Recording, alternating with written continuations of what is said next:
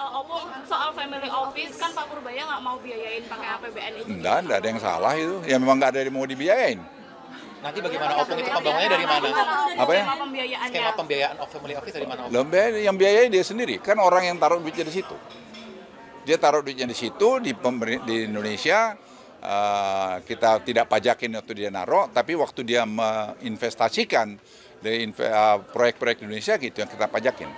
Dan kita menjamin kerahasiaannya dan menjamin keamanannya, dan itu yang saya katakan kita membutuhkan mereka membutuhkan confidence dan trust pada pemerintah Indonesia. Makanya kita harus membuat special economic zone dan juga betul-betul itu berlaku ya seperti apa yang berlaku di tempat-tempat internasional yang lain, dan itu kita harus karena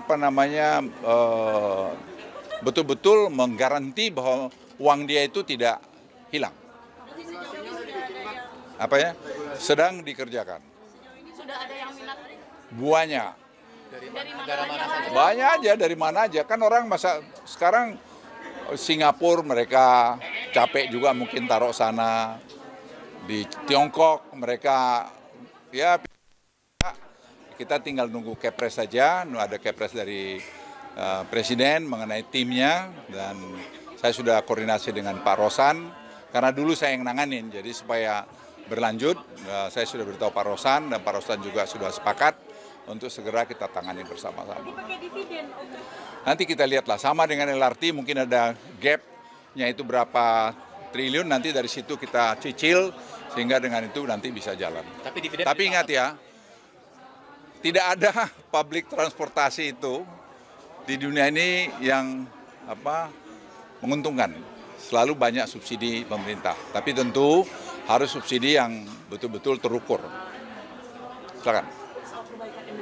Kenapa? MBG kata aku harus diperbaiki. Ya, MBG ya, saya sudah sampaikan pada Pak Dadan waktu ke kantor, ya datanya harus diperbaikin dengan ke depan ini bukan hanya sekedar menghabiskan uang, tapi juga terbangun nggak ekosistemnya. Karena ada satu dapur, mesti membangun di sekitarnya tentu ada produksi telur, produksi sayur, produksi buah, dan seterusnya. Sehingga ada lapangan kerja, ada pemerataan, dan seterusnya. Opung, soal family office kan Pak Purbaya nggak mau biayain pakai APBN itu. Enggak ada yang salah itu. Ya memang nggak ada yang mau dibiayain. Nanti bagaimana Opung itu pembangunnya dari mana? Apa ya? Skema pembiayaan of family office dari mana? Loh, yang biayai dia sendiri. Kan orang yang taruh duitnya di situ. Dia taruh duitnya di situ di Indonesia. Kita tidak pajakin waktu dia naruh, tapi waktu dia menginvestasikan di proyek-proyek Indonesia gitu yang kita pajakin. Dan kita menjamin kerahasiaannya dan menjamin keamanannya, dan itu yang saya katakan kita membutuhkan mereka membutuhkan confidence dan trust pada pemerintah Indonesia. Makanya kita harus membuat special economic zone dan juga betul-betul itu berlaku ya seperti apa yang berlaku di tempat-tempat internasional yang lain, dan itu kita harus karena betul-betul menggaranti bahwa uang dia itu tidak hilang. Sedang dikerjakan. Sudah ada yang minat? Banyak. Dari negara mana saja? Banyak aja, dari mana aja. Kan orang masa sekarang Singapura mereka capek juga mungkin taruh sana.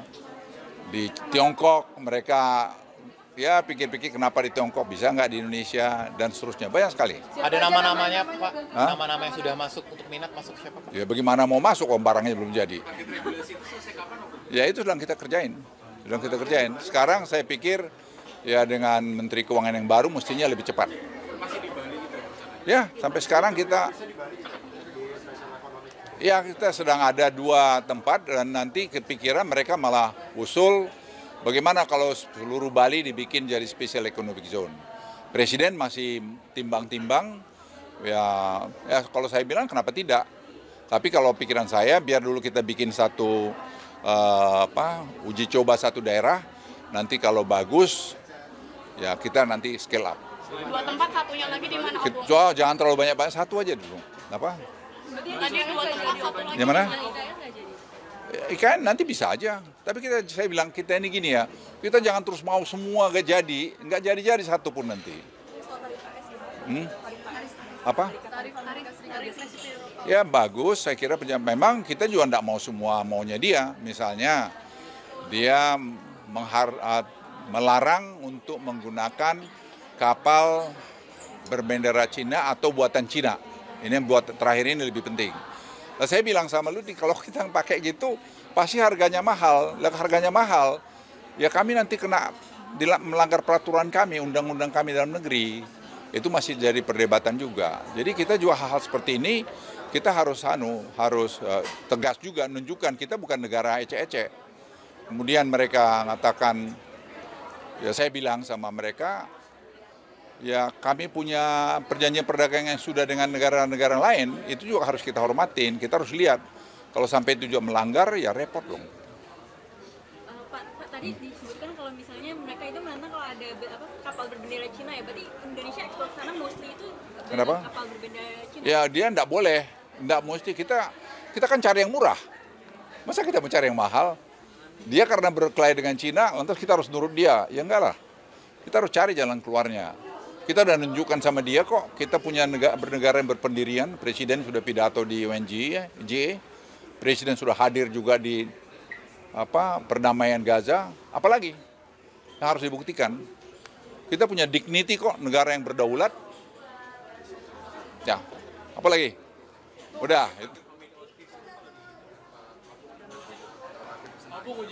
Ya sangat menarik karena orang-orang kaya, ya saya nggak usah sebut nama-namanya ya, itu semua bilang once kalian jadi kami masuk.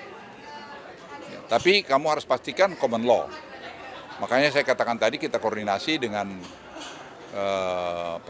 dengan Mahkamah Agung dan Ketua Mahkamah Agung mengatakan itu dimungkinkan sekali dan itu bisa nggak melanggar aturan. Soal uji coba bansos digital waktu itu kan September, cuma berarti bulan depan. Jadi nanti saya rapat mungkin kalau tidak keliru ya 17 besok ya 18. Ya, minggu depan saya rapat dulu mendengarkan evaluasi dari hasil Banyuwangi. Makanya saya bilang kita harus betul-betul melakukan studi yang baik ya, proper study dan uji coba ini. Nah, saya akan dengarkan laporannya nanti. Bagaimana pelaksanaan kemarin itu 255.000 peserta kemarin yang di Banyuwangi, hampir 300.000 ya. Nah kalau ini laporan sementara yang saya terima ada kurang di sana sini, tapi saya kira manageable. Dan kalau itu sudah, nanti pertanyaan saya berikut sama tim besok hari tanggal 18, apa perlu kita uji coba lagi, di mana? Nah mungkin ada saya sudah lempar kemarin, apakah ada kabupaten lagi atau langsung ke provinsi. Ya, saya kira masih uji coba itu. Kalau uji coba itu nanti berhasil, saya usul Presiden untuk tadi bulan Maret, April, Mei, antara itu kita launching secara nasional bersama Presiden World Bank. Karena itu akan membawa reputasi Indonesia tambah bagus. Karena waktu saya ketemu kemarin dengan Managing Director dari IMF, Kristalina, saya cerita mengenai ini, dia terkagum-kagum bahwa Indonesia sudah begitu maju dan semua buatan dalam negeri. Ya, semua sampai hari ini kita belum keluar uang. Kita menggunakan apa yang ada di dalam negeri, ada namanya Tubagus itu, nama Andika di situ, anak-anak muda yang ngerjakan. Dan itu sebabnya saya masih minta kemarin anak-anak muda dari ITB, UI, UGM itu disuruh ikut dalam ambil bagian. Karena ini proyek rame-rame, proyek negara. Berarti kuartal 2 fix kalau beres launching berarti tahun depan. Kenapa? April, Mei, Juni. Ya tergantung besok kita lihat. Kalau kita lihat itu, tapi saya targetkan bulan-bulan itu. Jadi Maret, April, Mei tahun depan. Diintegrasikan sama payment ID system. Semua langsung kita mau coba. Berarti sama. Ya, jadi kita lihat tahun dia dalam setiap 2-3 tahun itu semua akan terintegrasi. 3 tahun mungkin ya. Ya term pertama Presiden selesai atau hampir selesai tahun terakhir, saya kira itu sudah akan terjadi. Dan itu yang membuat saya optimis. Kita 8% growth itu. Karena kalau Anda lihat Vietnam 8,22% pertumbuhan ekonominya basisnya 2, digitalisasi dan deregulasi. Ya kita juga sudah on right track kok.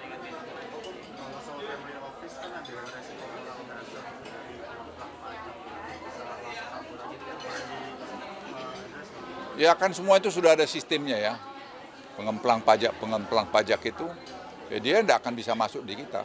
Karena semua nanti basisnya sudah ada background check juga. Kita tidak mau uang drugs masuk di situ, uang-uangnya tidak mau. Kalau untuk yang pengemplang pajak domestik bisa masuk juga ke situ enggak? Ya nanti kita lihat satu-satu, Nanti kita lihat.